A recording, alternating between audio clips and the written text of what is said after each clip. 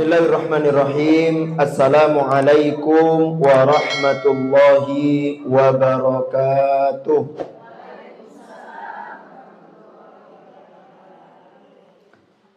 Innal hamdalillah nahmaduhu wa nasta'inuhu wa nastaghfiruhu wa natubu ilaih. Wa na'udzu billah min syururi anfusina wa min sayyiati a'malina. Man yahdihillah fala mudilla lah wa man yudlil fala hadiyalah. Asyhadu an la ilaha illallah wahdahu la syarika lah wa asyhadu anna Muhammadan abduhu wa rasuluh. Allahumma salli wa sallim wa barik wa an'im ala sayyidina al-mustafa wa rasulina al-mujtaba an-nabi Muhammad sallallahu alaihi wasallam wa ala alihi wa sahbihi wa man istanna bi sunnatihi wa man tabi'ahum bi ihsanin ila yaumiddin. Qala Allah Ta'ala fil Qur'anil Karim, ya ayyuhalladzina amanu taqullaha haqqa tuqatih wa la tamutunna illa wa antum muslimun. Ya ayyuhan nasu taqu rabbakumul ladzi khalaqakum min nafsin wahidah wa khalaqa minha zawjaha wa batha minhuma rijalan katsiran wa nisaa wattaqullaha alladzi tasaaluna bihi wal arham innallaha kana 'alaikum raqiba. Ya ayyuhalladzina amanu taqullaha wa qulu qawlan sadida yuslih lakum a'malakum wa yaghfir lakum dhunubakum wa man yuti'illaha wa rasulahu faqad faza fawzan 'azima. Amma ba'd. Allahumma anfa'na bima 'allamtana wa 'allimna ma yanfa'una warzuqna 'uluman tanfa'una fid dini wad dunya wal akhirah. Rabbana zidna 'ilma warzuqna fahma. Allahumma arzuqna fahma nabiyyin wa hifdzal mursalin wa ilhama malaikatikal muqarrabin. Rabbana shrah lana sudurana wa yassir lana umurana wahlul 'uqdatan min alsinatina yafqahu aqwalana. Allahumma ja'alna mimman yastami'una al-qawla fayattabi'una ahsana. Allahumma ja'al tajammu'ana hadha tajammu'an marhuma wa ja'al tafarruqana min ba'dihi tafarruqan ma'suma. Rabbana hab lana min azwajina wa dhurriyyatina qurrata a'yun waj'alna lil muttaqina imama. Amin ya rabbal alamin. Seperti biasa ibu-ibu, 1 menit untuk berdoa masing-masing. Apa yang dihajatkan semoga Allah Ta'ala berikan. Amin ya rabbal alamin. Monggo 1, 2, 3.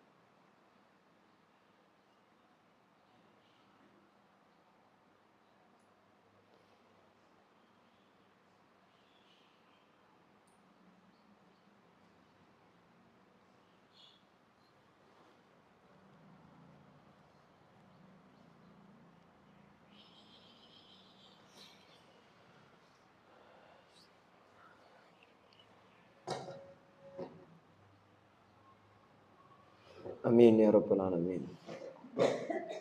Tapi ibu-ibu, yang pertama, marilah kita panjatkan puja-puji syukur kita kepada Allah Subhanahu wa taala yang telah memberikan kita banyak hal. Allah Ta'ala memberikan kita banyak kemudahan, kesempatan-kesempatan. Allah Ta'ala memberikan kita hati. Salah satu bentuk keimanan itu adalah bagaimana Nabi pernah ditanya, Apa itu iman? Kata Nabi, iman itu maknanya ya, kebaikan yang kau lakukan itu dirasakan sebagai kebaikan. Dan keburukan yang dilakukan kita rasakan itu sebagai keburukan. Itu keimanan.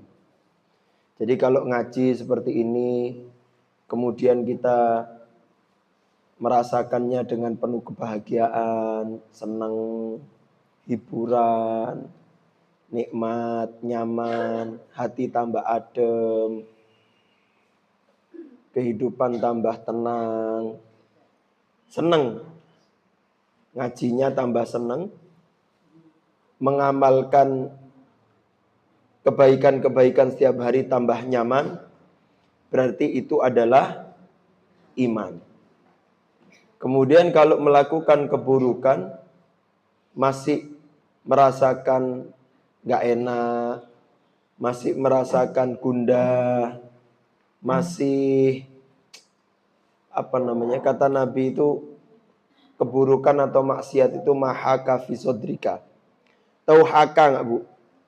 Haka itu garuk, ya, lek kuatel punggungnya terus digaruk. Kemudian itu terasa di hati, gak nyaman lah kalau melakukan keburukan. Kalau kita masih merasakan keburukan itu gak enak, meskipun si manusia kita masih melakukan keburukan, itu berarti masih ada imannya.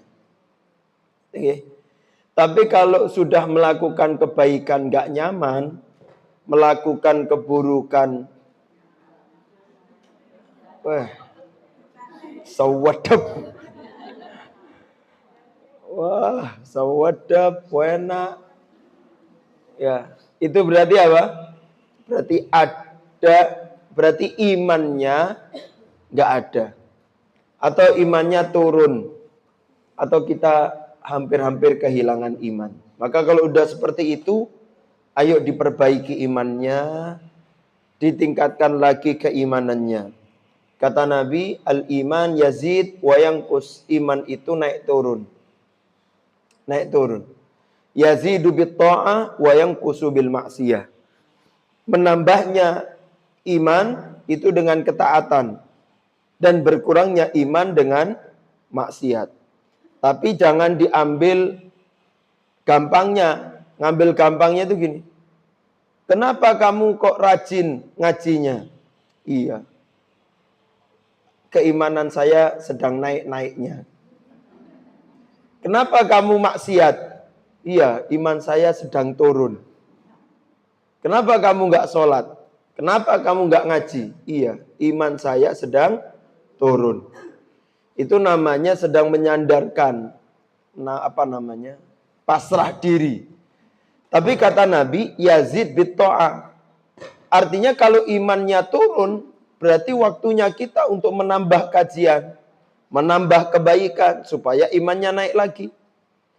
Kalau iman kita sedang turun, maka jauhi maksiat supaya tidak terlalu anjlok tambah lama. Maka perbaiki dengan ketaatan-ketaatan. Begitu ya. Semoga sampai iman kita nanti di titik puncak.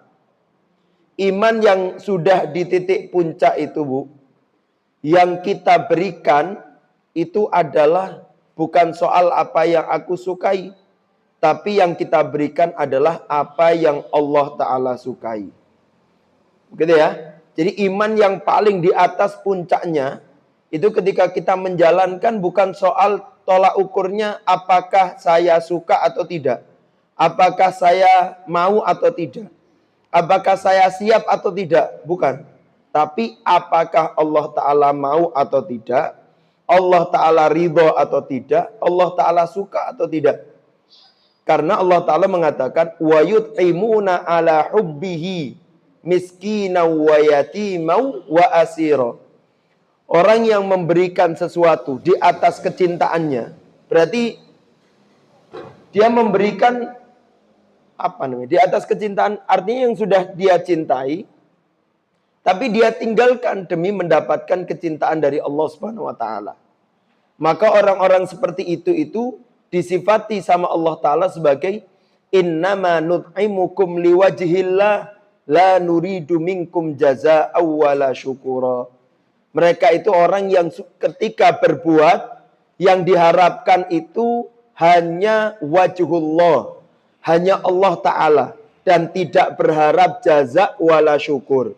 Tidak berharap balasan dari orang dan tidak berharap diterima kasihi oleh orang.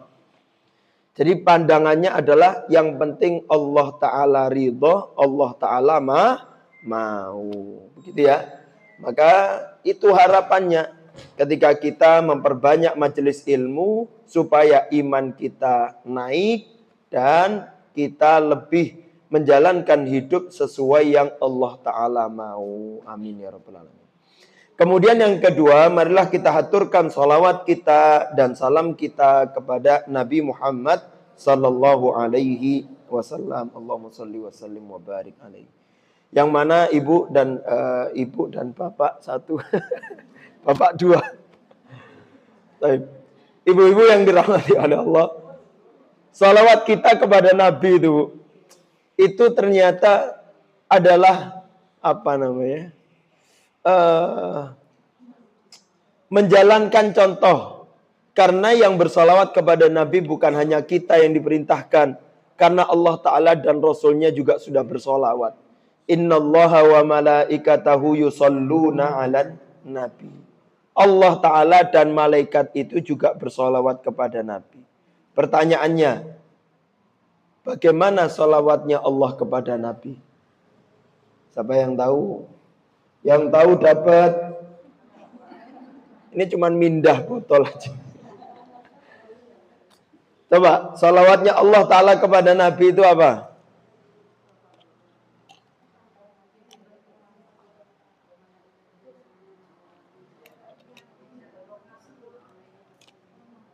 Masya Allah, hafal nih. Alhamdulillah. Baik. Sekarang pertanyaannya tadi. Apa salawatnya Allah kepada Nabi? Dalam bentuk apa? Apa salawatnya Allah Ta'ala kepada Nabi? Allah mendoakan Nabi. Allah Ta'ala berdoa kepada siapa? Allah mendoakan Nabi. Iya, doa kan minta ya. Allah Ta'ala minta sama siapa untuk mendoakan Nabi? Kan gitu ya. Kalau Allah Ta'ala berdoa berarti kan Allah Ta'ala minta. Minta sama siapa?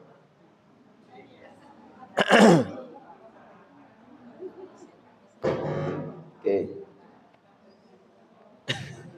Nanti mukadimahnya lama ini. Salawatnya Allah Ta'ala kepada Nabi itu adalah pengampunan Allah kepada Nabi. Jadi salawatnya Allah itu adalah Allah Ta'ala memberikan pengampunan kepada Nabi. Pun demikian ketika Allah Ta'ala bersalawat kepada hambanya, berarti Allah Ta'ala memberikan ampunan kepada hamba tersebut. Kalau salawatnya malaikat kepada Nabi, kan innallaha wa malaikatahu, ya kan? Apa? Malaikat. Salawatnya malaikat kepada Nabi itu adalah istighfarulahu, yaitu malaikat memintakan ampun kepada Allah untuk Nabi. Dan kita ketika bersalawat kepada Nabi, artinya kita itu minta pengampunan dari Allah dan minta kepada malaikat untuk mendoakan kita supaya diampuni oleh Allah Subhanahu wa Ta'ala. Gitu ya. Itu bentuk Allah Ta'ala itu cinta dan sayang kepada nabinya. Sehingga Allah Ta'ala itu selalu menyebut nama Nabi dengan memberikan pengampunan kepadanya. Baik ibu yang dirahmati oleh Allah, alhamdulillah pada kesempatan kali ini kita bisa berkumpul kembali di tempat yang bahagia. Setelah panjenengan juga berbahagia kemarin kayaknya ya. Jalan-jalan itu. Saya ngelihat statusnya Bu Nur jalan-jalan. Jenengan bahagia, saya sedih. Gak dijak.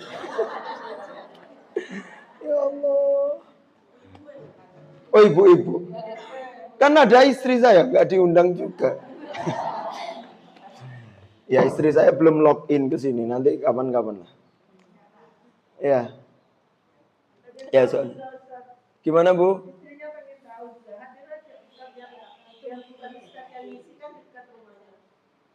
Oh istri diajak ke sini. Oh iya betul-betul. Ya maksudnya biar anak-anak saya yang jaga ya.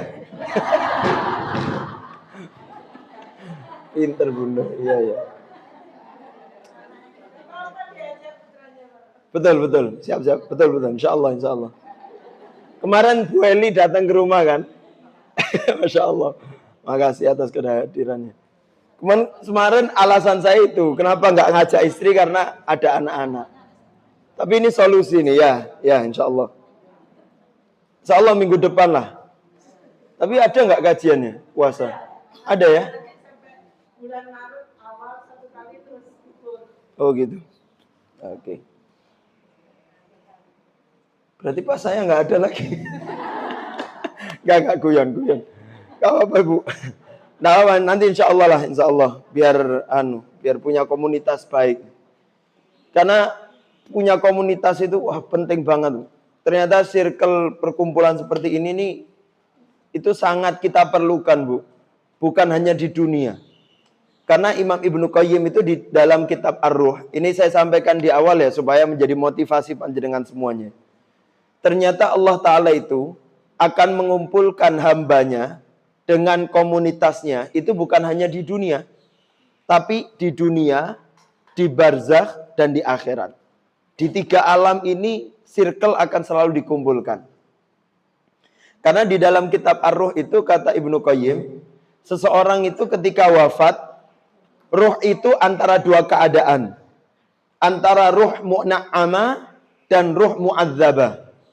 Ruh yang diberikan nikmat dan ruh yang diberikan azab. Ruh yang diazab oleh Allah maka dia sibuk dengan azabnya. Paham nggih? Sepakat nggak ini? Yakin ya? Oke. Ngomongnya yakin. Nanti besok kalau ngelihat ada roh gentayangan, nah berarti nggak yakin.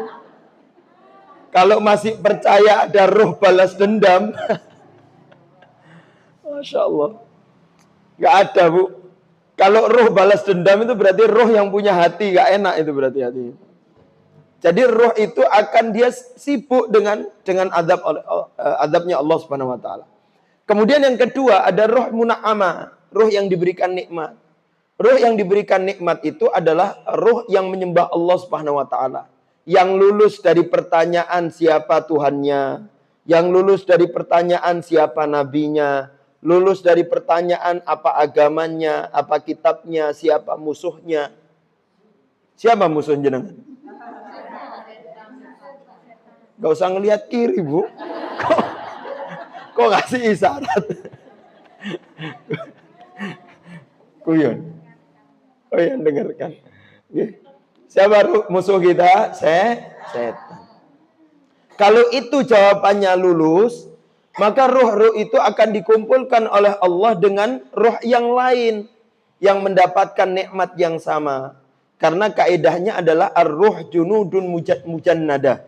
Ruh itu adalah kelompok yang dikumpulkan dengan kelompok-kelompoknya. Maka kata Ibnu Qayyim, ayolah dicari komunitas yang baik di dunia supaya di barzakh juga dikumpulkan dengan komunitas yang baik juga. Ya, maka kalau panjenengan punya sahabat yang baik, komunitas baik, kemudian sudah berpulang dulu, sudah berangkat dulu menuju Allah, maka ayo segera susul supaya kita berkumpul.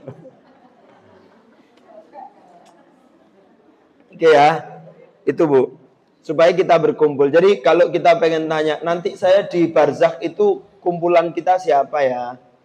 Di akhirat nanti kumpulan saya siapa ya? Maka dilihat komunitas kita di dunia itu dengan siapa. Maka kita akan dikumpulkan dengan mereka nanti. Nah, insya Allah reuni majelis Raudhatul Ilmi ini nggak hanya di dunia. Nanti di barzakh juga.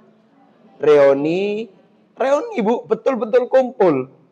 Bahkan kata di kitab Ibnu Qayyim itu, orang-orang yang mendahului kita itu, ketika kita nanti suatu saat nyusul, mereka itu akan tanya sama kita yang baru datang duluan itu, junior-junior roh itu, yang baru-baru meninggal itu. Ditanya sama para senior itu, dulu kamu tinggalkan dunia gimana keadaannya? Dulu ketika kamu meninggalkan dunia, gimana keadaan keluarga? Bagaimana fulan, bagaimana fulan? Itu pertanyaannya. Jadi betul-betul dikumpulkan. Salah satu dalilnya lagi ya. Jangan pernah tahu kan kisahnya Fatimah ketika dibisiki sama Nabi ketika Nabi mau wafat. Tahu ya? Itu kan ketika itu Fatimah sedih, kemudian senang. Kemudian ditanya sama Aisyah, tapi berjelang waktu. Udah sekian waktu, Nabi sudah dimakamkan. Baru Aisyah tanya sama Fatimah, aku melihat kamu dulu waktu itu dinasihati Nabi ketika Nabi mau meninggal. Yang pertama sedih, yang kedua senang. Apa yang dinasihati? Kata Fatimah, iya. Nabi waktu itu memberitahu saya bahwasanya sakitnya itu adalah sakit kematiannya. Yang bentar lagi Nabi akan meninggal. Yang kedua, kenapa saya senang? Karena Nabi mengatakan sesungguhnya keluarganya yang pertama kali bertemu dengan Nabi nanti adalah Fatimah. Nah, Fatimah kemudian senyum. Senyum itu menandakan bahwasanya pertemuan itu tidak lama. Paham ya? Dan yang pertama kali ketemu Fatimah. Kan kita tahu ya, keluarga Nabi kan banyak. Ada Fatimah, ada Ali, ada Aisyah, ada istri-istri yang lain. Tapi ketika Fatimah ditunjuk untuk menjadi orang pertama kali ketemu Nabi, berarti bukan di akhirat nanti. Karena kalau di akhirat nanti kan semuanya udah meninggal. Dan bertemunya bersama-sama. Maka kalau awal luhuk, pertama kali ketemu, berarti setelah mati, kemudian langsung ketemu. Itu ya. Makanya kalau meninggal itu nggak usah sedih.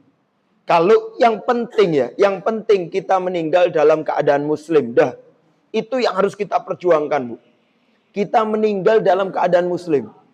Kemarin itu, sekitar sebulan yang lalu, bibi saya meninggal. Karena kecelakaannya. Satu keluarga sedih, nangis. Semua, kita juga nangis. Siapa orang nggak nangis kalau saudaranya meninggal, ya kan? Siapa yang nggak meneteskan air mata kalau saudaranya meninggal? Betul ya, Bu, ya? Siapa yang kalau ada meninggal terus nangis, nggak boleh? Ada nggak? Jangan nangis, kasihan yang meninggal. Ada? Jangan keluar air mata, kasihan yang meninggal. Ada yang bilang gitu. Itu lebih kasihan lagi itu. Mosok nangis nggak boleh. Mosok meneteskan air mata nggak boleh. Kalau ada saudara kita meninggal kemudian nangis, itu berarti dia baik. Makanya kita tangisi. Kalau kita nggak menangis, berarti dia nggak baik. Kan gitu kan? Kalau ada orang buruk ya, selalu melakukan kejahatan. Terus dia meninggal. Senang nggak kita? Senang. Iya loh. Nabi bilang gitu. Orang itu antara dua, ada mustareh, mustaroh, istirahat. Dan orang lain istirahat atas keburukan dia. Tapi kalau orang baik nangis, ditangisi, wajar. Menunjukkan kebaikannya. Kita nangis semuanya. Tapi saya bilang sama keluarga, kita tangisi dia. Tapi bisa jadi dia sekarang sedang senyum, mengatakan, "Nyapo mbok tangisi aku? Aku saiki wis ketemu Abah, wis ketemu Umi, wis ketemu dulur-dulurku, orang-orang baik yang telah Allah Ta'ala panggil duluan." Ya kan? Itu loh, Bu. Jadi meninggal itu nggak usah takut. Yang kita takuti itu kalau meninggal dalam keadaan tidak muslim. Itu yang lebih kita khawatirkan daripada cuman meninggal. Meninggal itu juga istirahat ya dari lelahnya dunia. Ibu-ibu yang dirahmati oleh Allah Subhanahu wa taala, alhamdulillah paling tidak kita bisa berkumpul dan bentar lagi juga kita akan menghadapi bulan yang suci, bulan yang berkah, bulan suci Ramadan. Yang mana bulan Ramadan ini adalah bulan yang penuh keberkahan, yang mestinya bulan Ramadan ini menjadi pelajaran bagi kita semuanya. Menjadi sekolah. Ini sering kita sampaikan. Dan saya lebih fokus ke sana. Karena insya Allah kalau kajian-kajian yang membahas tentang keutamaan, penghapusan dosa, pahala, itu banyak insya Allah. Di masjid-masjid juga banyak. Tapi juga kita harus memotret, dan para ulama banyak juga menuliskan kitab-kitab membahas tentang bahwasanya Ramadan itu juga menjadi sekolah bagi kita semuanya. Menjadi pelajaran hidup supaya kita keluar dari Ramadan menjadi hamba yang terdidik dari bulan suci Ramadan. Baik, kalau kita lihat ibu-ibu yang dirahmati oleh Allah, Ramadan itu kan dinukil oleh Allah di dalam surat Al-Baqarah, betul ya? Ayatnya ayat 120 berapa? Masya Allah, pinter-pinter nih.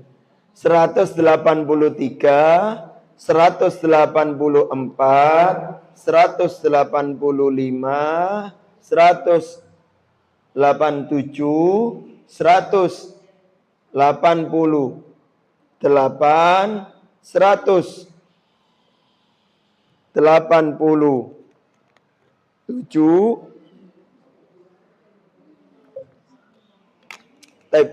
183 sampai 187.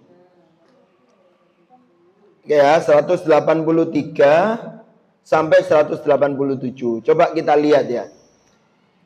Ini kita membangun struktur pemahaman. Kalau kita lihat secara struktur besar, jadi memahami ilmu itu mestinya konsepnya itu setelah, jadi belajar itu global dulu, baru detail.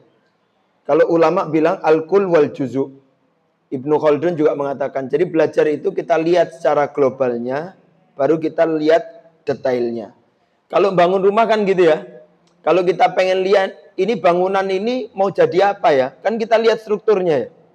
Oh, kalau ada terasnya besar, kemudian di dalamnya ada ruangan besar, nggak ada kamarnya.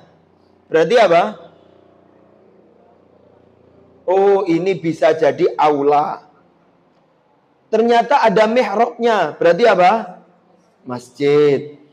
Oh, ternyata bangunan ini ada ruangan-ruangan kecil-kecilnya. Berarti apa? Rumah. Oh, ruangannya ada 100. Berarti apa? Kos-kosan. Kos-kosan atau sekolah, ya kan? Dari mana kita tahu struktur besar? Ya. Maka kita lihat, paling tidak struktur besar dari surat-surat puasa itu kita lihat. Lihat 183. 183 Allah Ta'ala cerita tentang apa itu? Tentang puasa. 184 Allah Ta'ala bercerita tentang apa itu?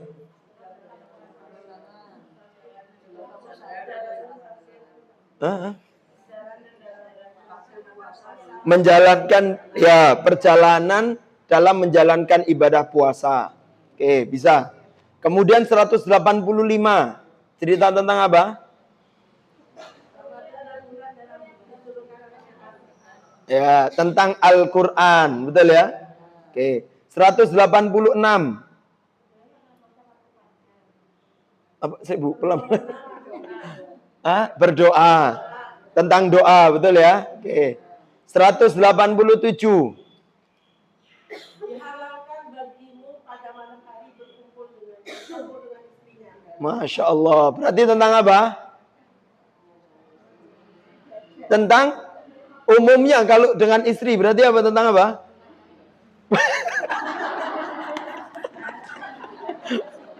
Astagfirullah. Coba detail-detail lah Bu. Umumnya aja. Tentang keluar. Ngeri. I'tikaf, ya betul. Nanti di akhirnya ada tentang i'tikaf juga, betul. Tapi tema besarnya adalah keluarga. Berarti ayat-ayat puasa itu membahas bukan hanya tentang puasa. Ada puasa, ada menjalankan ibadah, ada tema Quran, ada tema doa, ada tema keluarga.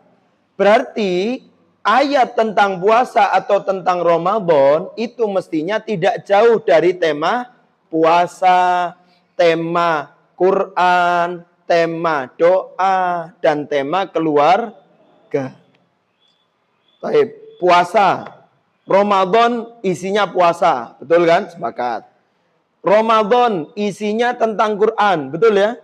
Ya, karena diturunkannya di dalam Ramadan, Quran. Kemudian Ramadan itu bulan Quran, semuanya isinya Quran. Kemudian sedekah. Yang mana itu sedekah itu? Fidyatun ta'amum miskin, itu juga sedekah, betul. Baik. Kemudian yang 186, doa. Ramadan itu juga isinya doa.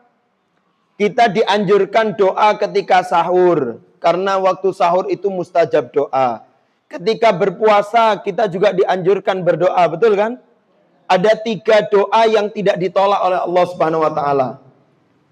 Ini dalam hadis ya. Sebetulnya banyak. Tapi Nabi lebih menspesifikkan 3. Yang pertama doa orang tua kepada anak. Tidak ditolak. Kemudian doanya orang musafir. Tidak ditolak oleh Allah. Makanya kalau jalan-jalan, kemarin kemana sih jalan-jalannya? Walah klodok loh. Gak apa-apa lah gak diundang. Masya Allah. Tak pikir lah ke Tawangmangu gitu kan, ke Lombok. Nantilah Bu ya, Bu Nur ya, insya Allah kapan-kapan ke Lombok ya, diundang lagi. Bareng-bareng sama keluarga, insya Allah. Guyon. Ayo, Masya Allah kan, rekreasi itu memang penting Bu. Nanti kapan-kapan bahas kreasi dan hikmahnya besar. Nabi pun juga rekreasi. Apa tadi? Waktu puasa, safar. Waktu safar itu juga doa. Perbanyak doa, tidak ditolak. Kemudian yang ketiga, doanya orang puasa. Itu juga nggak ditolak oleh Allah. Baik. Kemudian ketika buka puasa, itu juga waktu yang tidak ditolak doanya oleh Allah Subhanahu wa taala. Oke ya. Makanya Nabi itu berdoa ketika buka puasa. Coba apa doanya buka puasa? Allahumma barik lana. Apa?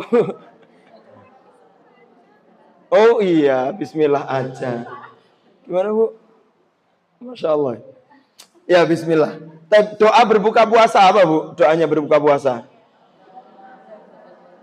Allahumma laka sumtu wa bika amantu.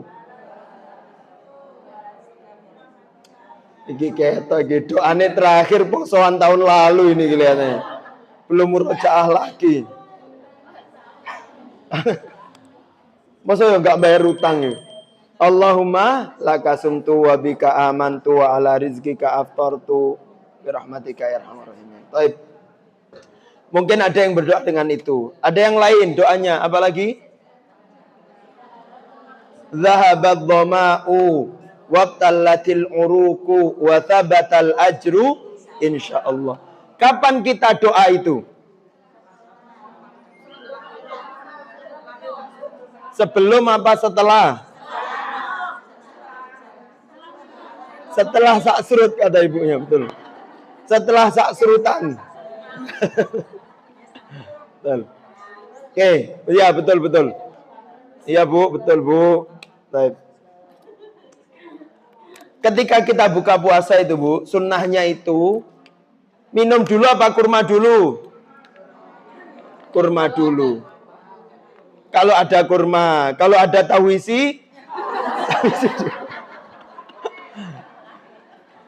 ini. Gini Bu ya.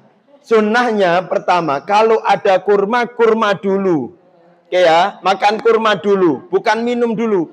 Makan kurma dulu, 1 atau 3 butir atau 5, pokoknya ganjil ya. Apa sak kerdus ya gak apa-apa lek kuat. Pokoknya kan ganjil.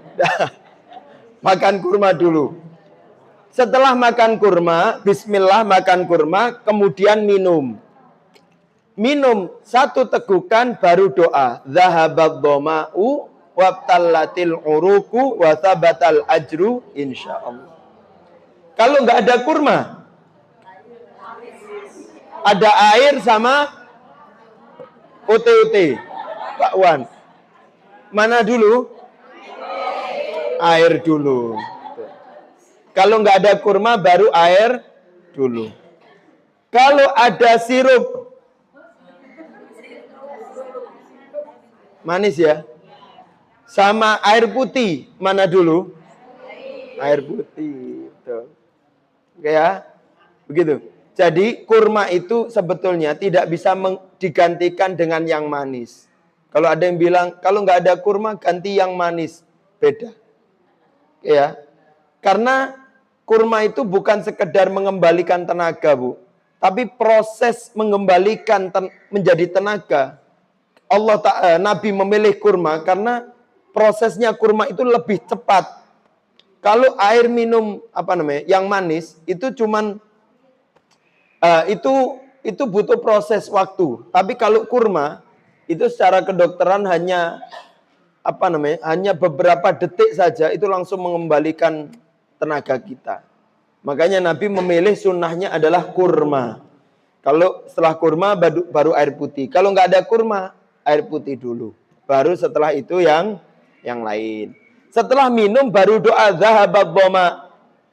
Doa zahabat dhoma itu adalah doa ketika buka puasa.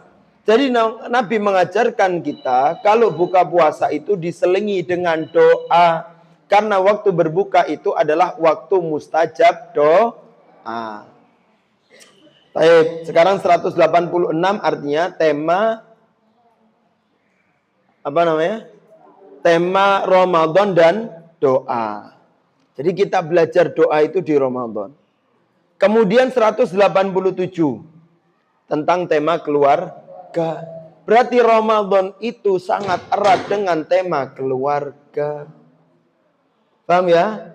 Baik, sekarang saya tanya, Bu. Ketika puasa, yang paling kita butuhkan ketika puasa untuk berbuka, yang kita cari apa dulu? Yang kita butuhkan ketika buka itu apa, Bu? Makan, minum, betul ya? Kan ketika kita puasa kan menahan makan, menahan minum, menahan berhubungan suami istri. Maka ketika buka puasa yang kita cari apa? Makan dan minum. Itu wajar manusia. Tapi coba kita lihat ayat ini. Ayat ini kata Allah Ta'ala, uhilla lakum lailatas siyam arrafathu ila nisaikum. Dihalalkan kepada kalian di malam puasa adalah arrafath. Berhubungan dengan istri kalian. Kemudian Allah Ta'ala cerita tentang pasangan. Ya, berhubungan. Kemudian terus fal'ana bashiruhunna wabtagu ma kataballahu lakum. Kemudian setelah itu baru Allah Ta'ala bilang kulu washrobu. Makan dan minum. Berarti yang dibuka dulu ketika puasa apa? Tahu nggak?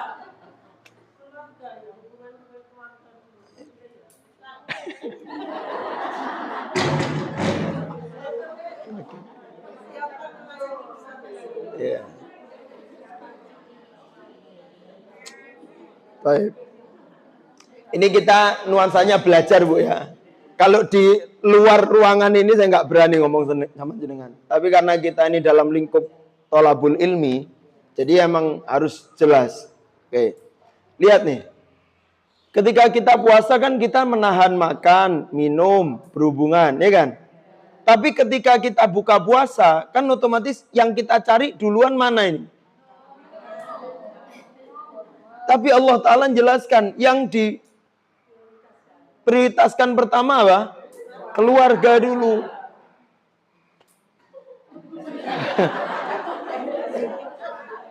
Ini konteks belajar ya, Bu. Konteks belajar. Maaf ya, Pak ya. Menghalalkan yang siam haram. Tapi kan ada urutannya ini kan, Bu. Ini kan awalannya tentang keluarga, baru makan dan minum. Sekarang pertanyaannya, cobalah sekali-kali, wallahu a'lam ya, pokoknya sekali-kali bisa nggak kita mempraktekkan sunnah ini? Ketika buka puasa kita nggak buka, makan dan nggak minum. Apa? Sekarang kan masjid-masjid takjilan banyak, Bu. Anaknya suruh tak.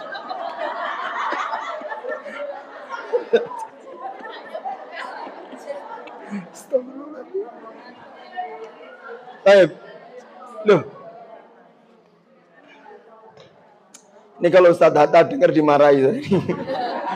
Bahas apa antum Hatta? Ya Allah. Cobalah. Coba. Ya sekali seumur hidup sekali aja lah. Loh, supaya kita itu betul-betul merasakan, gini ya khasiatnya ketika kita puasa dan hubungan kita dalam keluarga itu. Coba. Wah, itu luar biasa itu. Dan ini semua ini ya Allah Bu, ini bukan soal bahas jorok, omongan gak enak.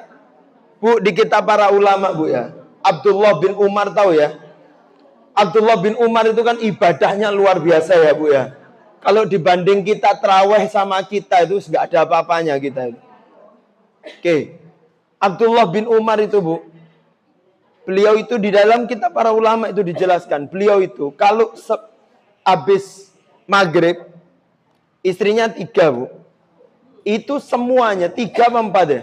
Itu semuanya digilir semuanya. Sampai selesai baru beliau sholat isya kemudian sholat tarawih.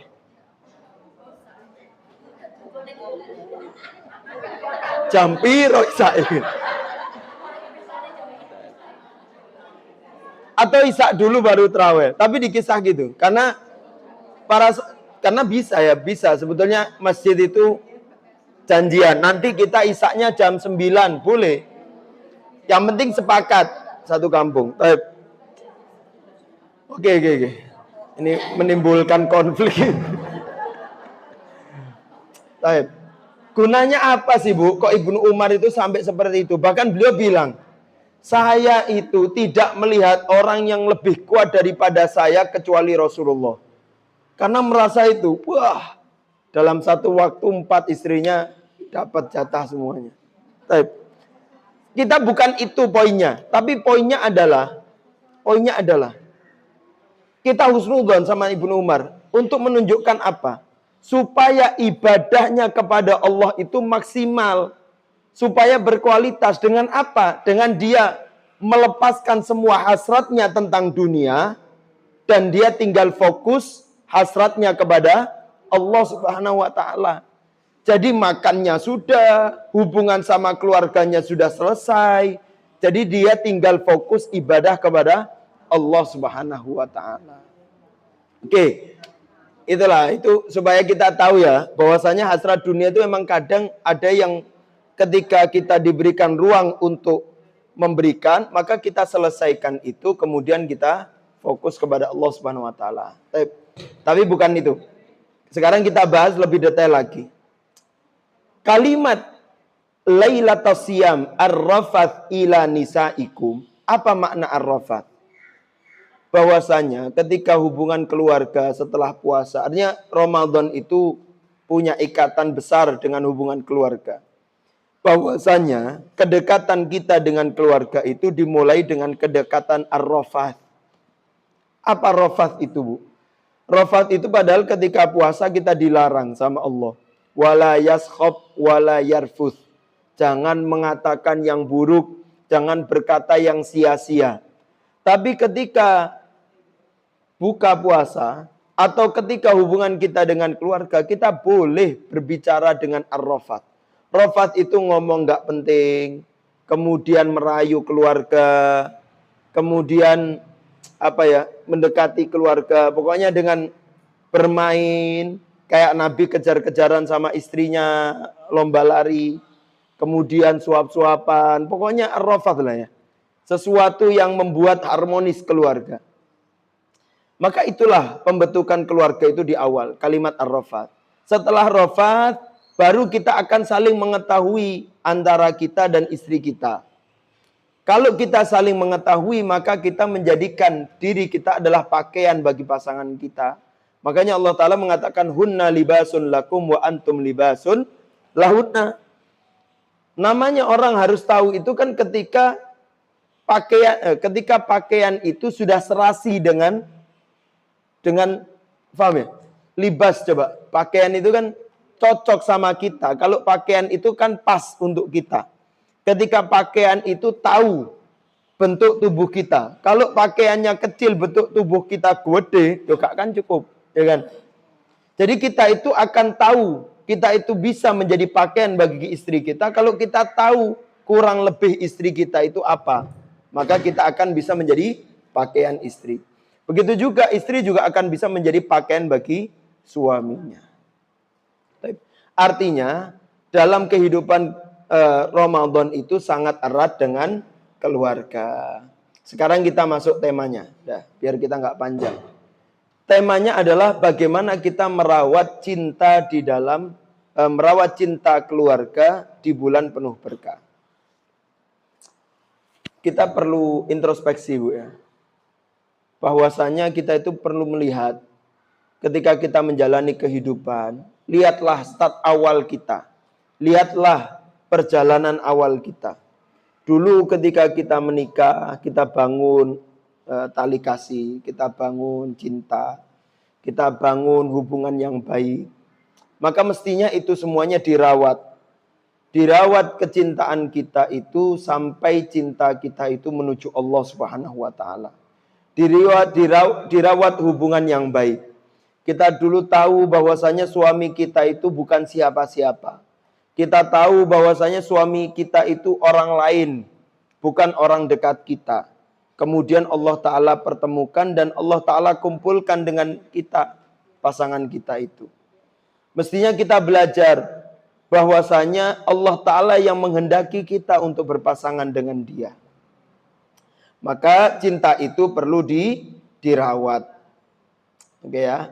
Dan hubungan cinta yang paling ideal dan cinta yang istiqomah, cinta yang tidak pernah lapuk atau karaten, yaitu cinta yang dibangun karena ibadah kepada Allah.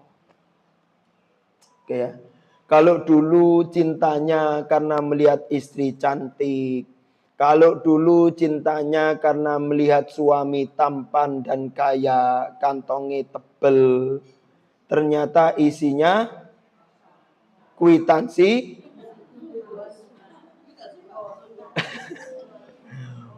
ya, kwitansi kreditan, ya kan? Dulu cintanya karena itu. Ya. Kalau yang cinta seperti itu, Bu, itu biasanya nggak lama.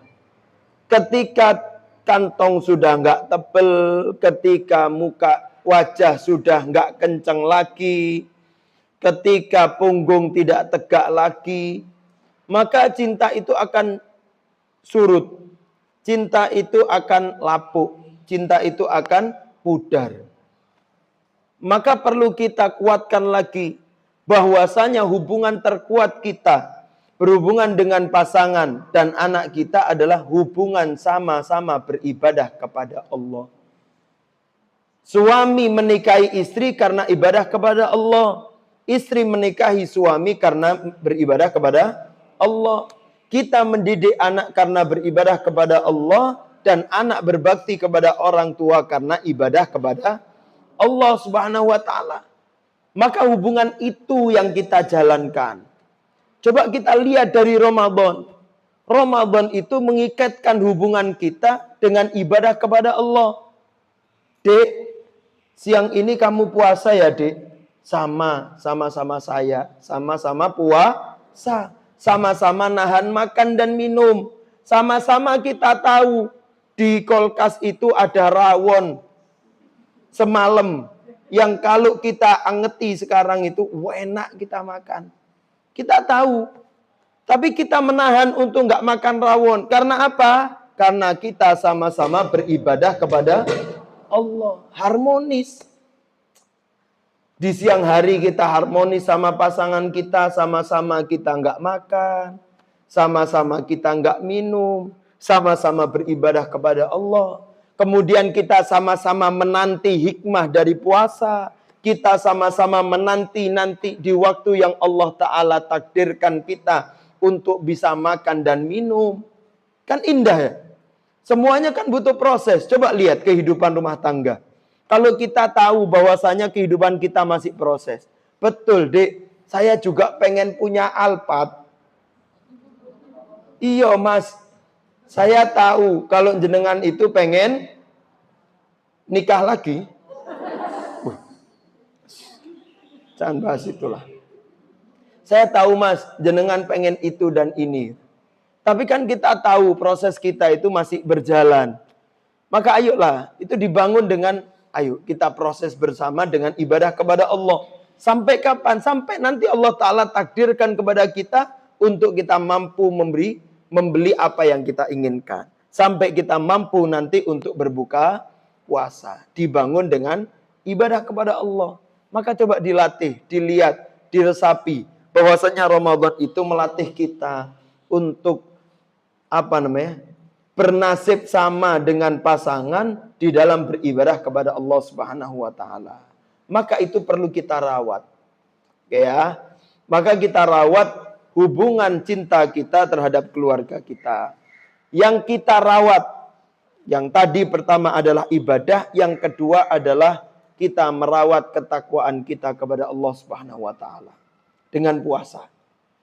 Karena puasa melatih kita untuk bertakwa kepada Allah Subhanahu wa taala. Ya.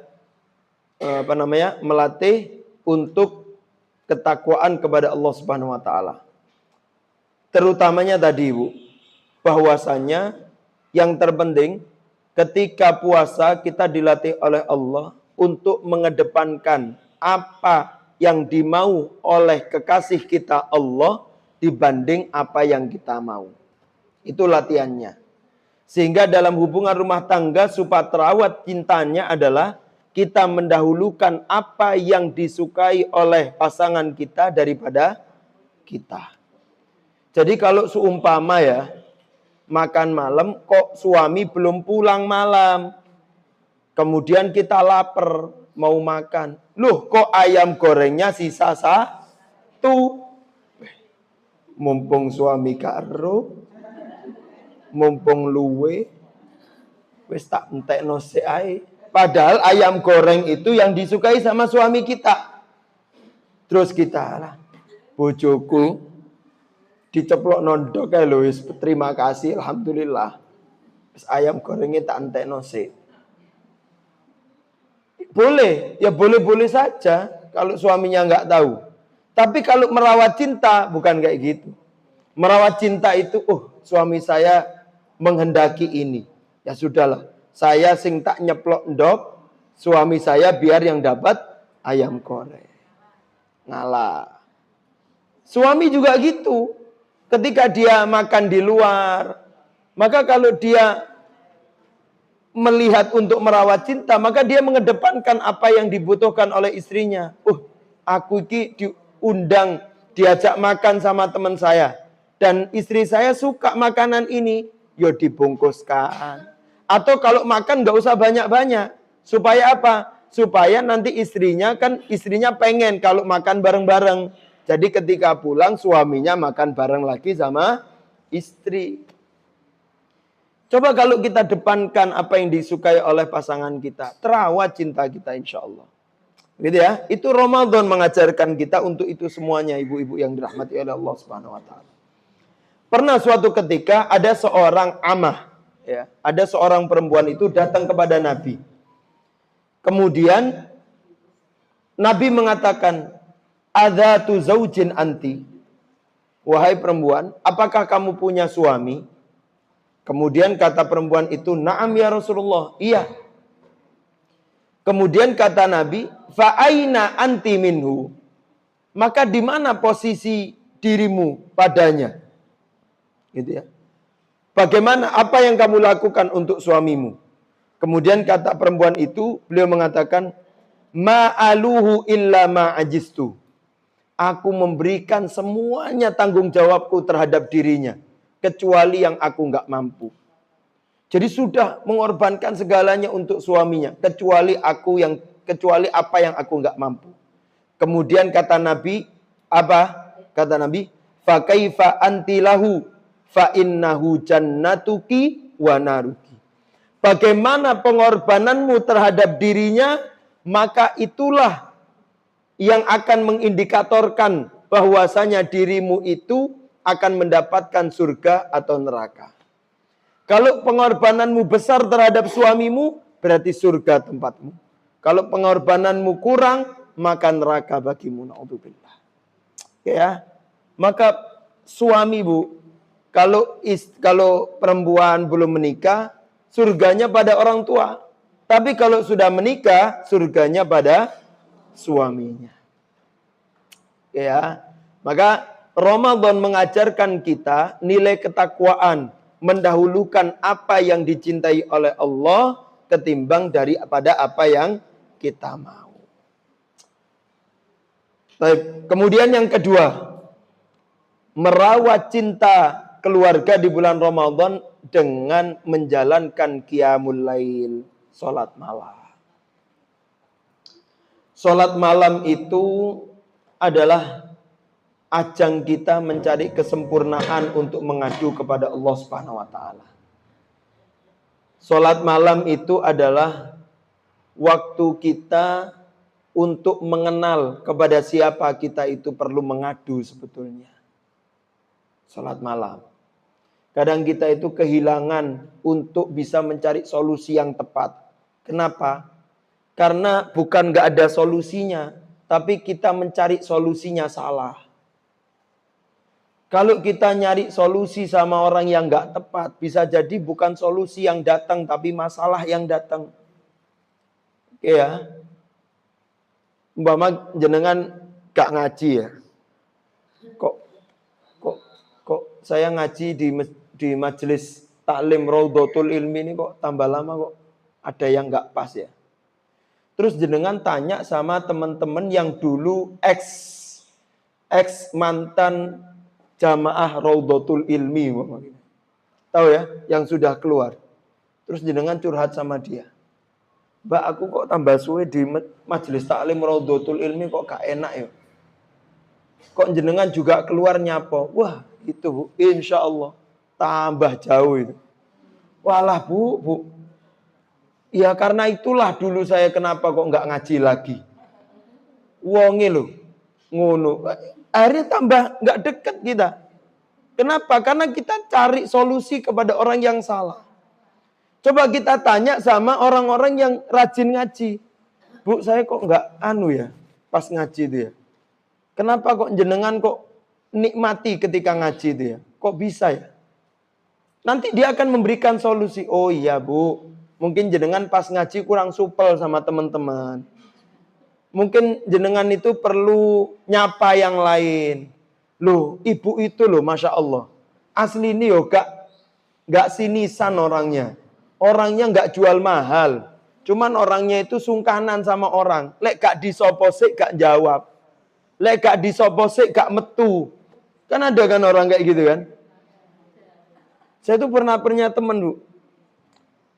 Dulu itu saya belum kenal sama dia. Setiap ketemu itu saya ngelihat, iki kalau kriteria guru, ini guru yang paling sadis itu modelnya kayak gini nih model. Ketemu orang mingkem, senyumnya kurang, gak gampang nyopo. Itu dulu Bu, wallahi. Saya cerita juga sama temen itu. Ternyata sekarang Bu, setelah saya kenal itu, Masya Allah. Sampai orang yang paling banyak saya repoti itu dia. Dan dulu saya pernah telepon, Ustaz. Saya panggil dia Ustaz juga ya. Guru kutab soalnya. Saya tanya, Ustaz, maaf loh saya kalau ngerepotin jenengan terus. Kata dia, Ustaz, kalau saya nggak antum repoti, mati saya. Untuk apa saya hidup kalau nggak bermanfaat bagi orang lain? Kata dia gitu. Dan subhanallah, CS banget Bu. Kalau saya sebut lagi ya, namanya nggak apa-apa, ini kebaikan buat dia. Namanya Ustaz David. Itu sekarang juga tangan kanannya Ustaz Hatta juga beliau. Kalau Ustaz Hatta kajian ke Blitar, kemana beliau. Yang nganter, yang nyopiri ke Jombang, kemana ya beliau. Itu dulu kesan pertama sama beliau itu, wah kok gini gitu. Ternyata setelah kenal, Masya Allah luar biasa. Luar biasa. Jadi kadang kita nggak kenal orang itu karena kita nggak tahu dia. Gitu ya. Maka mencari solusi itu yang tepat. Maka salah satu mencari solusi yang paling tepat adalah kita kenal sama Allah Ta'ala. Supaya kita tahu ternyata yang memberikan solusi semuanya itu adalah Allah Subhanahu wa Ta'ala. Oke. Udah 9:30 ya nih. Jam 9 berapa? 9:20. Baru jam 9 lebih 59. Jam 10. Maka sholat malam itu menjalin kita. Kan sholat malam itu kan melepas hubungan kita dengan dunia ya. Untuk kita lebih fokus terhadap apa yang ada di sekitar kita. Fokus kepada Allah, fokus terhadap diri kita. Maka sholat malam itu mengajarkan kita pada keharmonisan rumah tangga itu bahwasanya, ayolah dalam rumah tangga itu lingkupnya itu ya kita-kita saja. Kalau kita punya masalah ya kita sendirilah yang punya solusinya sebetulnya. Tanpa kita keluar ke yang lain, solusi itu ada pada diri kita. Kan kekhawatiran dalam rumah tangga itu ketika kita mencari solusi, ternyata kita cari solusinya dari luar, bukan menimbulkan solusi, tapi masalahnya lebih besar. Padahal kita mampu untuk menyelesaikan itu sendiri tanpa mengeluarkan masalahnya keluar. Kan gitu Bu ya? Kadang kan masalah itu kecil aja sebetulnya dalam rumah tangga. Dan kita bisa saja, cuman kita tinggal nunggu proses untuk jalan keluarnya itu. Tapi ketika kita itu keluarkan masalah kepada orang lain, sehingga masalahnya tambah besar, nggak tambah selesai. Itu ya. Maka sholat malam itu juga mengajarkan kita itu. Kemudian yang ketiga, Quran. Ya, Ramadan itu adalah bulan Quran. Dan Quran itu juga mengikatkan kita dengan keluarga. Cobalah ketika Ramadan dibuat program-program Quran dengan keluarga, Bu. Program Quran itu bisa dua ya, Ibu. Yang pertama bisa dengan memperbanyak bacaan. Jadi bikin musabakoh di keluarga. Ayo banyak-banyakan baca Quran. Gak apa-apa. Mungkin kalau tahun ini tujuannya adalah dapat hadiah. Nanti tahun depan bukan hadiah lagi, tapi keridhaan dari Allah. Latihan. Paling banyak bacaannya siapa dapat hadiah. Anak-anak kita juga kita latih itu. Itu yang pertama. Yang kedua, interaksi dengan Quran itu bisa dengan tadabbur. Dan itu adalah esensi Quran. Kenapa diturunkan Quran di bulan suci Ramadan? Karena Allah Ta'ala mengatakan, Syahrul Ramadan unzila fihil Quran hudan linnas wa bayyinatin minal huda wal furqan. Jadi menjadikan Quran sebagai petunjuk dalam kehidupan kita. Jadi Ramadan adalah langkah kita untuk mengenal lagi tentang Quran. Karena para ulama terdahulu, sebagian ada yang menghatamkan Quran cepat. Ya, banyak. Tapi ada ulama juga, di dalam kitab-kitab para ulama, ada yang mengatakan sesungguhnya ketika Ramadan saya tidak risau dengan berapa banyak Quran yang aku baca. Tapi aku lebih fokus terhadap bacaanku, tentang apa yang Allah Ta'ala mau terhadap diriku. Oke ya. Jadi per ayatnya itu dinikmati, ditadaburi. Cobalah dalam keluarga itu dibuat, bikin program. Setelah subuh, kumpul sama keluarga, kemudian ditadaburi. Surat Al-Fatihah, Mama, baca. Alhamdulillahirabbil alamin. Ayahnya yang baca, ibunya yang baca terjemah. Terjemahnya segala puji syukur bagi Allah Subhanahu wa taala Tuhan semesta alam. Kemudian kita berhenti sejenak. Ya, Abang, Akang tanya. Kira-kira pelajaran apa ya yang bisa kita ambil dari alhamdulillah ini? Kemudian suaminya otomatis memberikan tadaburnya. Kemudian istrinya juga memberikan tadaburnya. Kemudian dicatat. Kira-kira pelajaran apa ya? Kan bisa kan? Nanti mungkin suaminya bilang gini. Iya ya Dek ya. Padahal Al-Fatihah ini kan, kalimat alhamdulillah ini kan kalimat syukur. Bersyukur itu kan biasanya kita ucapkan kan di akhir setelah kita dapat nikmat.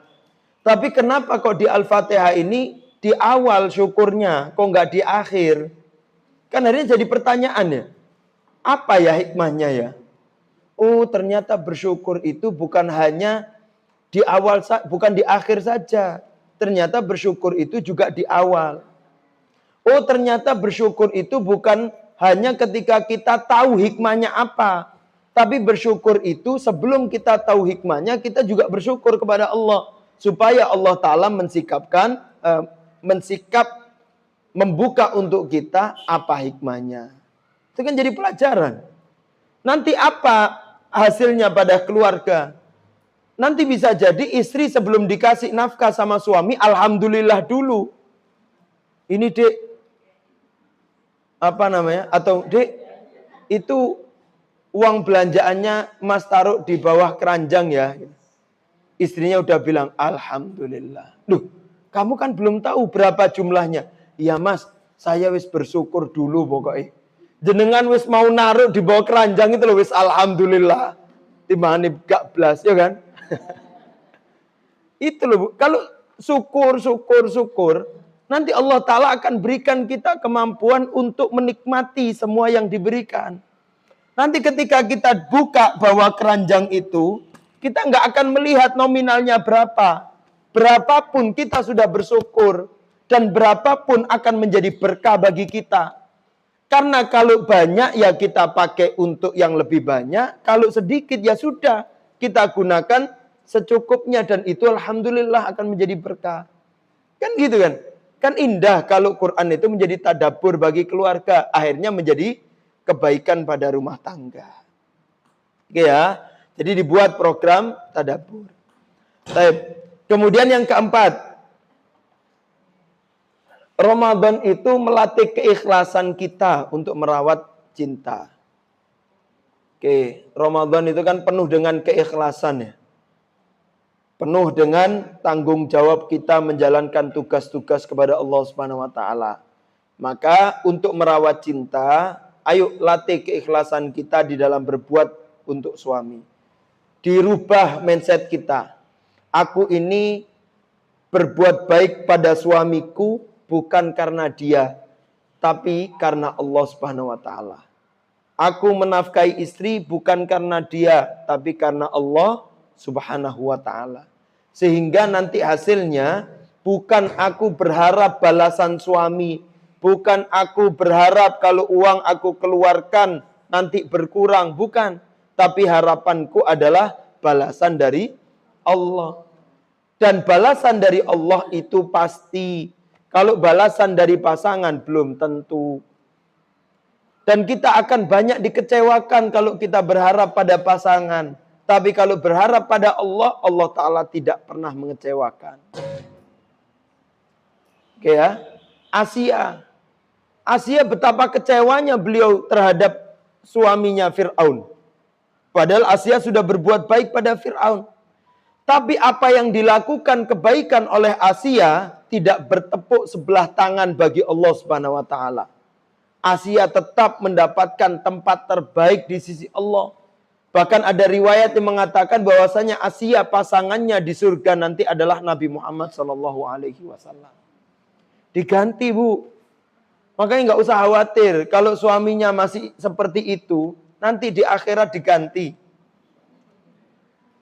TT. Tukar tambah. Astagfirullah. Enggak, tukar tambah bukan orangnya, tapi kebaikannya akan ditambah oleh Allah Subhanahu wa taala. Baik. Kemudian yang kelima. Kita cepat ya. Yang kelima adalah Ramadan mengajarkan kita tentang sabar.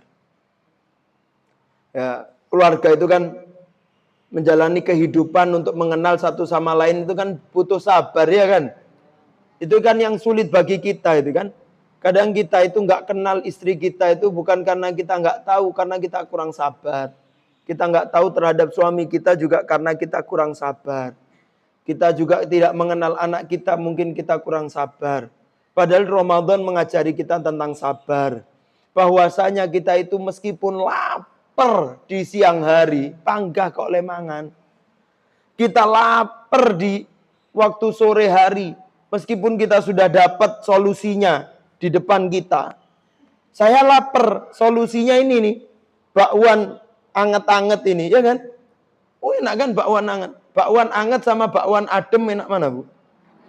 Anget, apalagi lombok loro. Wah. Tapi apakah solusi itu harus menjadi harus disolusikan sekarang? Kan tidak. Kita harus sabar dulu supaya mendapat hikmahnya nanti, puncak hikmah. Hikmahnya adalah ketika buka puasa. Maka ketika mengenali pasangan itu butuh sabar. Nanti kalau kita kenal, wah indah rumah tangga itu. Kalau kita tahu, kita akan lebih indah untuk menjalani kehidupan rumah tangga. Gitu ya. Maka Ramadan itu mengajari kita sabar, dan sabar itu paling penting kalau kita jalani dalam rumah tangga. Pun di dunia itu juga semuanya harus sabar, Bu. Kalau kita nggak kuat sama pasangan kita, terus tuker tambah sama yang lain, yo belum tentu sama pasangan kita yang lain terus kita nggak perlu sabar. Nggak mungkin. Panggah sabar. Iya. Panggah tetap sabar. Oh ternyata wong sugih ku ya ana ujiane. Lho iya. Siapa yang bilang orang kaya nggak punya ujian? Merasa dia nggak punya uang terus banyak ujian, terus yang kaya nggak ujian? Lihat koruptor itu. Ada yang nggak pulang ke tanah air, kabur. Apa nggak susah hidupnya? Susah itu sebetulnya. Pengen pulang dia ke tanah air. Meskipun uangnya banyak, kabur, susah. Oke ya? Nggak punya, susah, sabar. Wes gak nikah ya. Jomblo juga berat, perlu sabar. Maka menikah juga sabar. Tapi kalau sabar dalam pernikahan kan lebih harmonis, lebih enak, lebih jelas pahalanya, ya kan? Orang-orang yang di dunia itu, Bu, ketika masuk surga, kata para malaikat sabar, salamun alaikum bima sabartum. Keselamatan bagi kalian. Karena apa? Karena kesabaran dunia. Kita sepakat bahwasanya dunia itu sabar. Nanti di akhirat akan mendapatkan hasilnya. Oke ya. Baik. Belajar tentang kesabaran. Kemudian yang keenam. Ramadan mengajari kita untuk merawat cinta itu dengan menjaga lisan. Ramadan mengajari kita supaya lisan kita terjaga.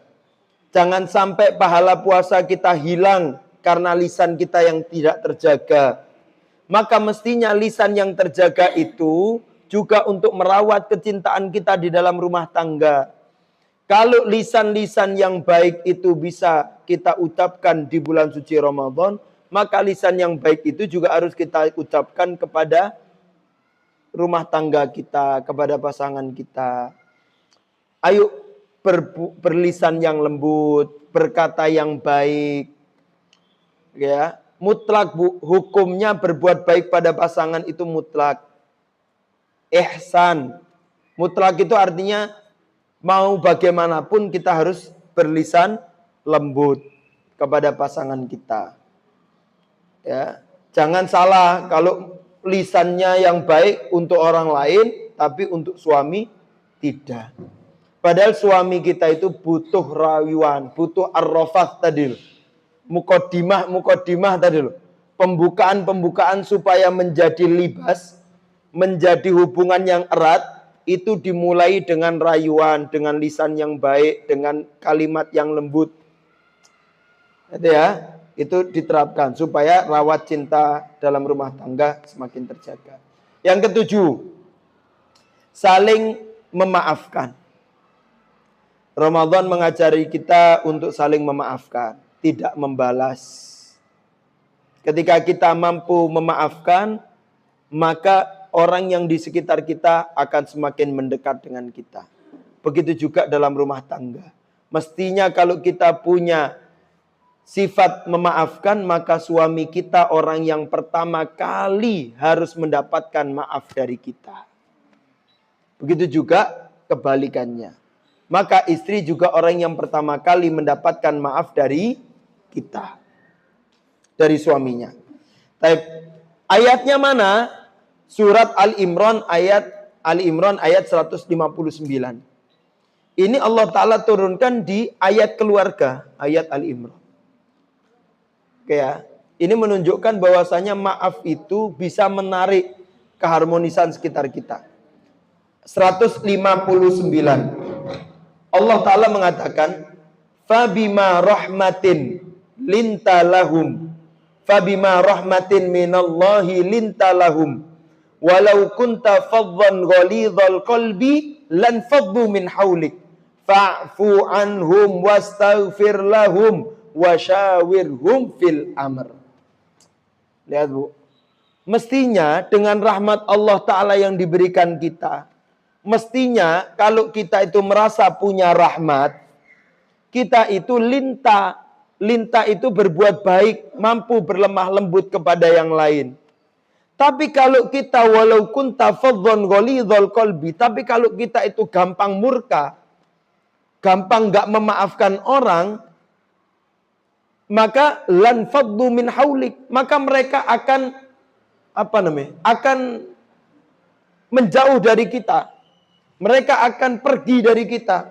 Kalau kita itu gampang murka dan tidak gampang memaafkan orang. Kalau kita nggak punya lemah lembut. Makanya kata Allah Ta'ala, fa'fu anhum wastaghfir lahum wasyawirhum fil amr. Hidup rumah tangga gitu Bu.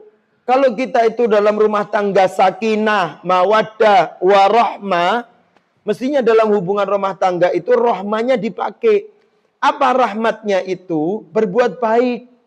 Kalau ada masalah, jangan gampang murka. Kalau gampang murka dalam rumah tangga, hasilnya akan mudah terpisah. Maka mestinya gimana? Memaafkan. Pertama dimaafkan. Kemudian setelah memaafkan, bukan hanya maafkan, tapi ditutup semua kesalahannya. Paham ya? Pertama gini Bu, umpama suami kita berbuat salah sama kita, hati kita nggak enak. Kita berusaha untuk memaafkan. Dah Mas, saya maafkan. Setelah memaafkan kan biasanya kita bilang, Mas, setiap kaca yang pecah ketika dilem tetap retak nggak? Tetap retak Mas. Begitu juga hatiku. Pernah kau pecahkan. Meskipun pernah dilem, tapi dia tetap retak. Itu kan kita bilang gitu. Tapi Allah Ta'ala mengajarkan kita bukan sekedar itu. Setelah kau maafkan, istaghfir. Ya. Fa'fu anhum wastaghfir lahum. Ghafar itu menutup Bu. Mighfar itu penutup kepala. Setelah kita maafkan dia, tutup dia dengan apa? Dengan bagaimana kita cara menutup kesalahan-kesalahan suami kita. Bisa dengan kita mengingat kebaikan-kebaikan dia. Maka insya Allah kesalahannya akan tertutup dengan kebaikannya. Ya kan? Oh iya ya, suamiku salahnya cuma satu. Tapi kebaikan selama ini banyak. Loh, paling tidak dia telah memilihku dari miliaran perempuan yang ada. Kenapa? Karena yang lain tidak mau dengan dia kecuali aku. Oh enggak gitu. Kan? Kenapa? Karena dia telah memilih diriku. Dia telah meninggalkan keluarganya untuk hidup denganku. Dia telah banyak memaklumi diriku. Dia telah banyak memaafkan diriku. Gitu kan? Dia telah mengorbankan dari segala jeripayahnya sebagiannya untuk diriku. Kebaikan-kebaikannya itu untuk menutup keburukannya. Maka kalau itu yang sudah kita lakukan, wasyawirhum fil amr, maka kita akan mudah kolaborasi, kita akan mudah bermusyawarah, kita mudah untuk ngobrol atau berdiskusi dengan baik. Kemudian yang ke-8, 2 lagi. Yaitu Ramadan mengajarkan kita tentang ihsan dan sedekah. Ya kan, Ramadan kan mengajarkan kita untuk bersedekah dengan zakat fitrah, dengan memberikan buka puasa kepada yang lain, empati, memikirkan orang lain. Maka dalam rumah tangga itu merawat cinta dengan itu. Kita berikan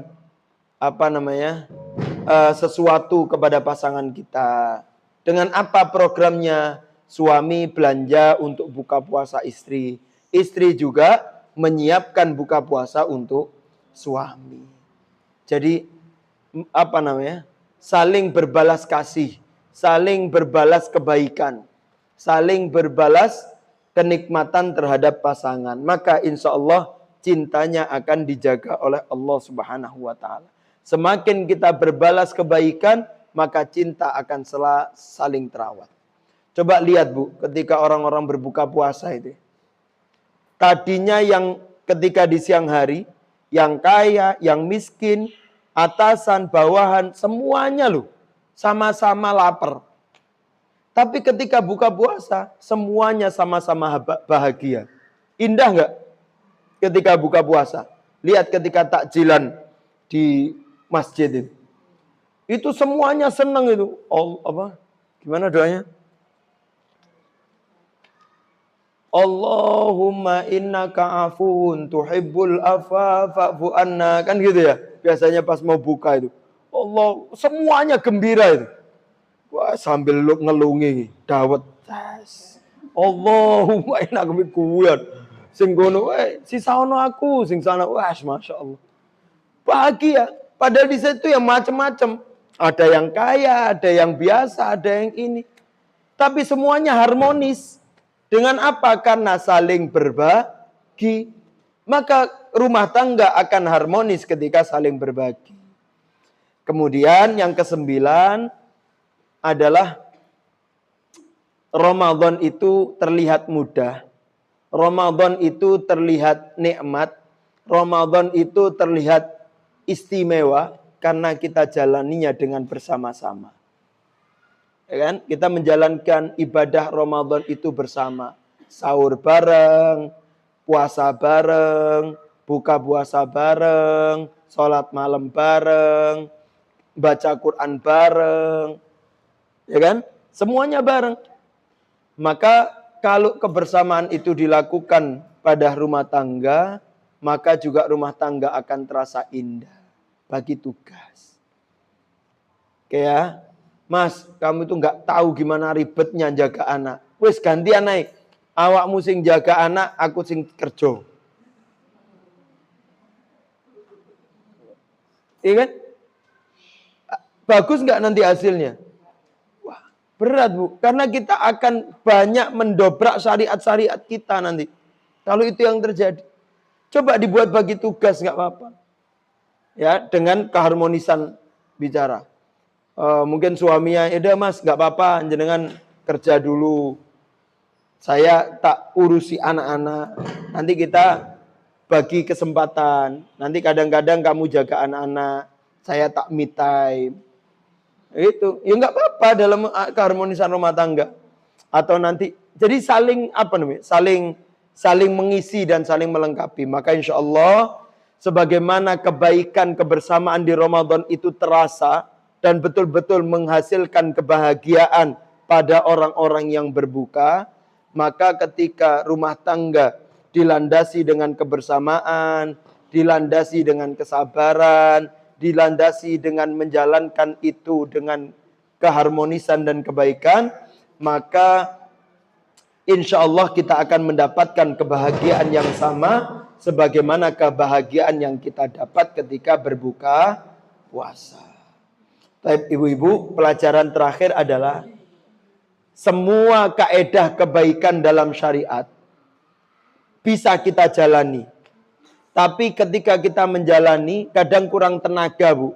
Ketika apa? Ketika kalau tidak kita program. Oke ya. Maka tugas kita sekarang adalah ayo dibuat program rumah tangga. Dari pelajaran yang kita ambil tadi, apa saja poinnya? Kemudian di ayat tadi secara struktur besar, Ramadan itu bulan Quran, Ramadan itu bulan puasa, Ramadan itu bulan doa. Ramadan itu bulan keluarga. Coba dibuat programnya sama keluarga. Dilatih.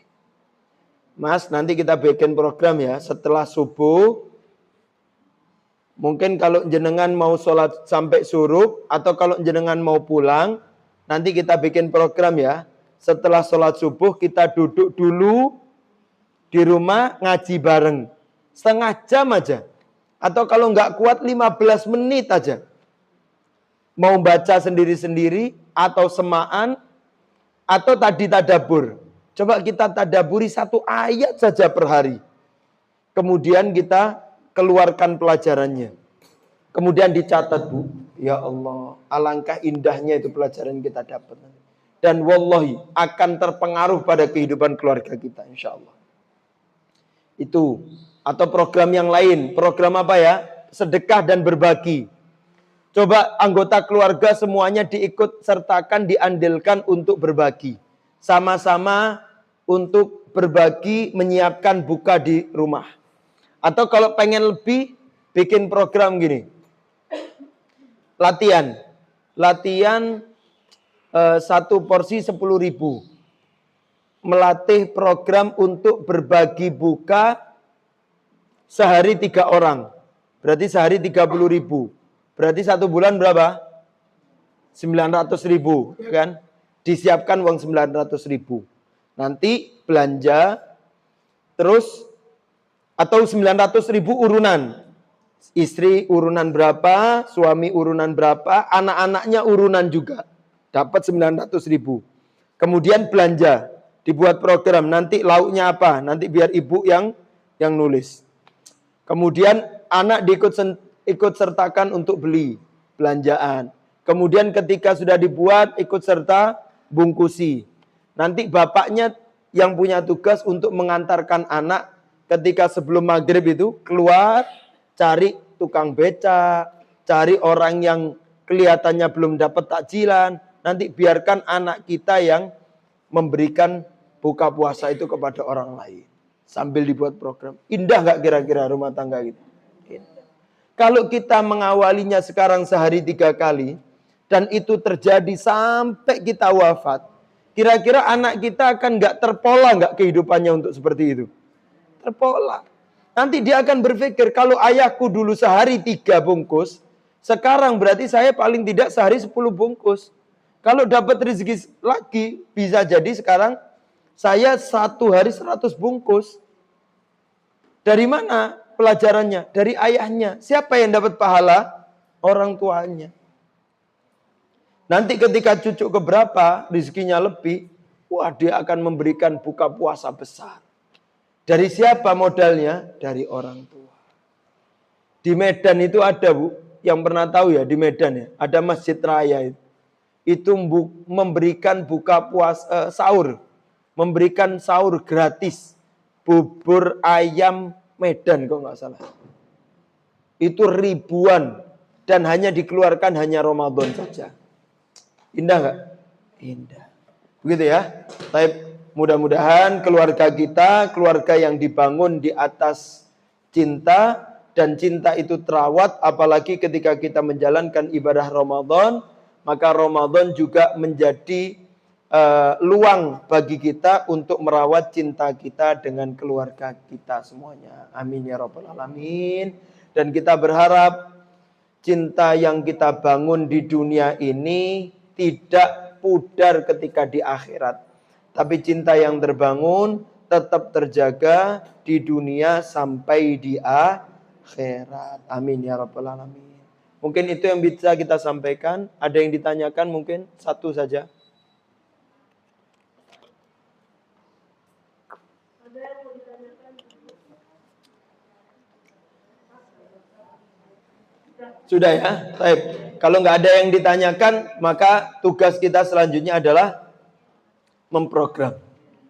Ayo dibikin programnya supaya Ramadan kita semakin berkah dan semakin harmonis. Amin ya rabbal alamin. Terima kasih Ibu-Ibu, minta maaf kurang lebihnya kalau waktunya agak panjang. Tapi mudah-mudahan ini semuanya nanti akan menjadi bekal kita di akhirat kelak. Menjadi bekal kesabaran kita. bahwasanya semua kesabaran jenengan meskipun dengarnya agak ngantuk, capek, punggung pegel dan yang lainnya, itu insya Allah akan menaikkan derajat kita di surga kelak. Amin ya rabbal alamin.